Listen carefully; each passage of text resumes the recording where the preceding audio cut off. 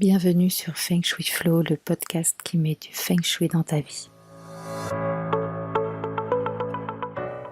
Je suis Aude Charot et chaque semaine, je partage mes astuces pour faire de votre habitat un véritable compagnon de vie.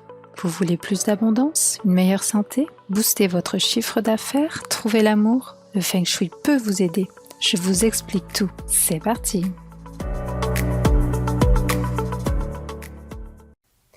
Hello, je suis ravie de vous retrouver en cette première semaine de janvier 2023.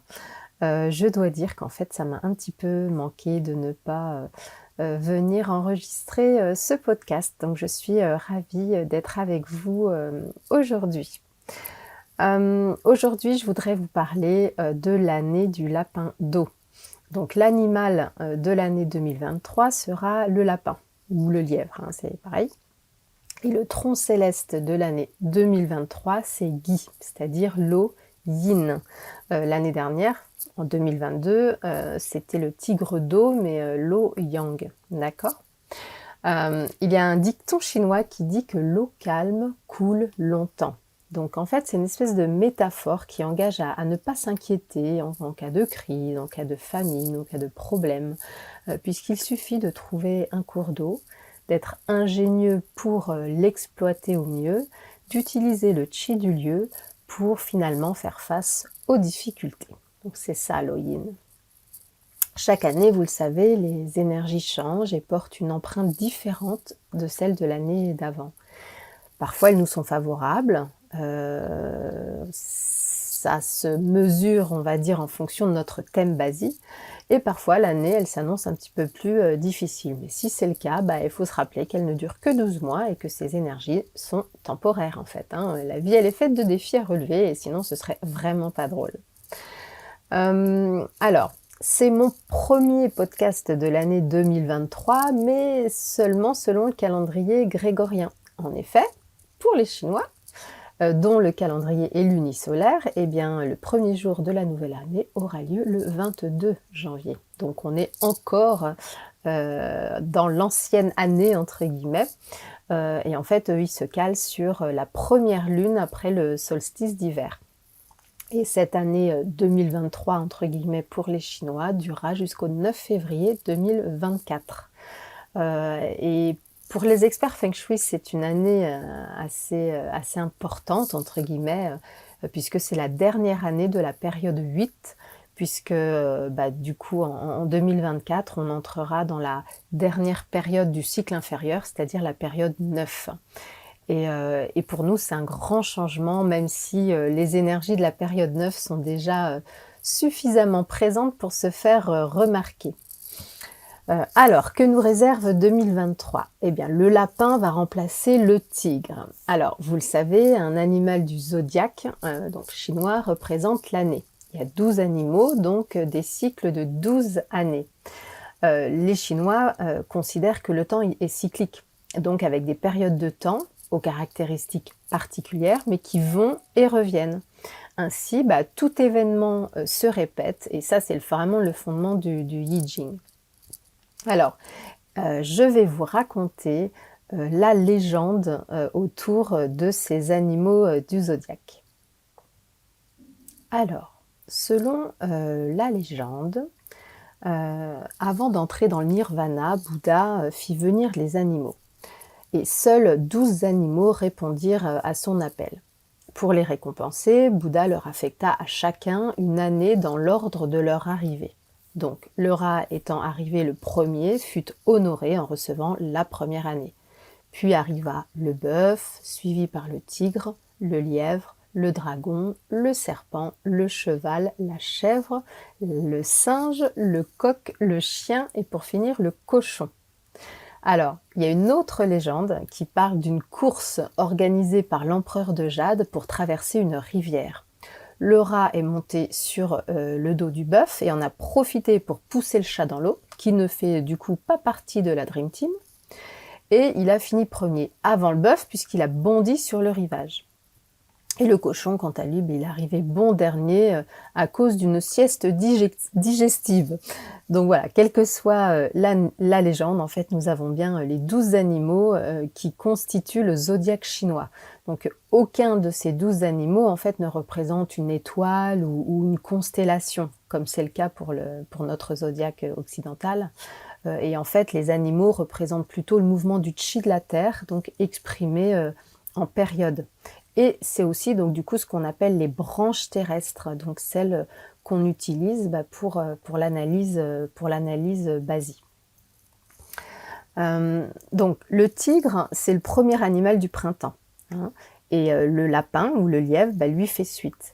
Alors le tigre, il était symbole de force, de puissance, de bravoure, il était romantique, charismatique, indépendant. Le lapin, lui, il est chanceux, patient, généreux, bienveillant et affable. Donc, ils sont diplomates, disciplinés, et leur côté raffiné et élégant, par contre, les rend parfois un petit peu snob ou vaniteux.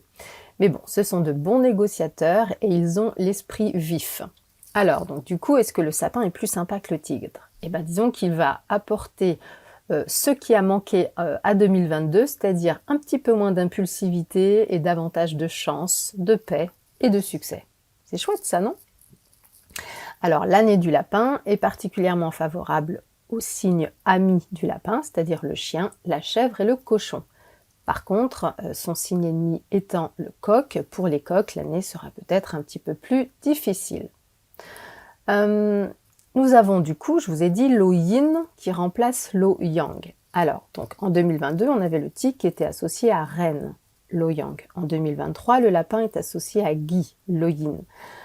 Donc l'élément est le même, mais vous voyez, la polarité est différente. Alors, l'eau yang, elle peut être comparée à un océan.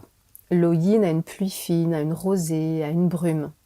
Donc, elle nourrit la vie en douceur et elle aide à grandir et à atteindre son plein potentiel. Vraiment des 5 éléments, Guy est le plus yin, le plus doux. Il aime la nouveauté, il aime les nouvelles idées et il a une forte capacité d'adaptation.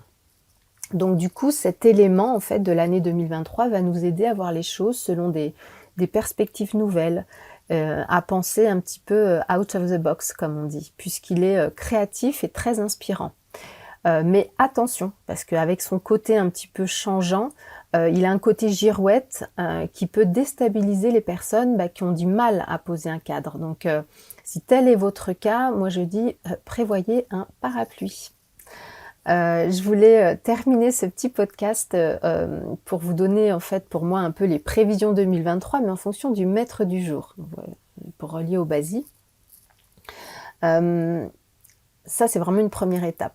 Alors donc si votre maître du jour il est feu, qu'il soit feu yang, donc bing, ou feu yin, ding, l'eau est l'étoile influence des maîtres du jour feu, donc cela va renforcer leur leadership. C'est la bonne année pour montrer au monde ce que vous valez, si vous êtes feu.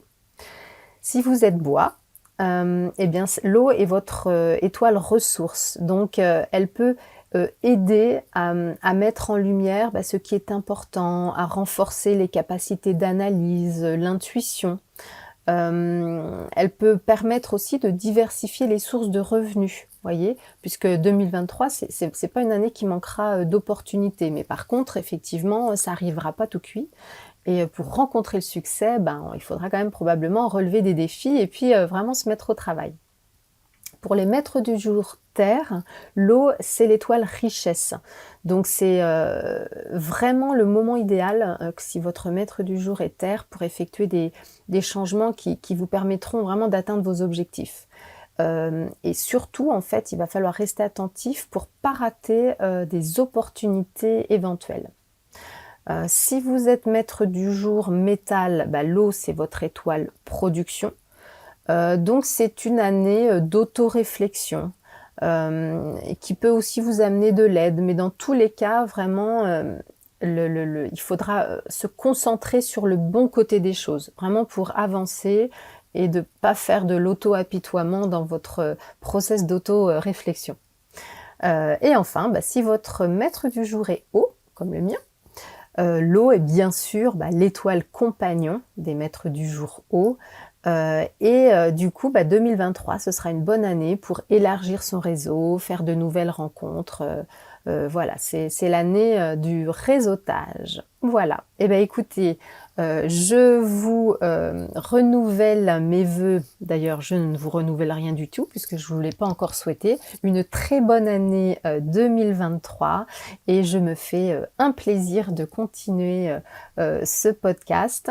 Il sera un petit peu différent pour cette saison 3 puisque j'ai prévu des entretiens, des espèces de petites interviews pour apporter un petit peu plus de perspective et